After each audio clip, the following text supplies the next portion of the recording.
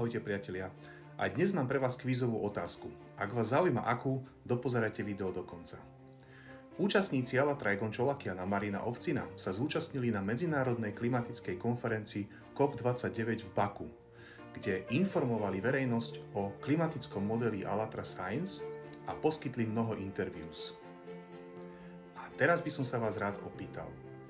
Myslíte si, že v OSN sú padnutí na hlavu, keď dávajú priestor Alatra? Áno, tej Alatra, pred ktorou naši čestní a svedomití novinári tu na území Česka a Slovenska varovali, aká je to nebezpečná sekta, ktorá chce bojovať proti klimatickým zmenám 12 hodinovým. K tomu snáď ani niečo dodať. Urobte si názov sami. Viete, týchto našich novinárov by som prirovnal k slečne na obrázku, ktorá z veľkých tribún kričí to, čo jej napísali, ako jej záleží na klíme.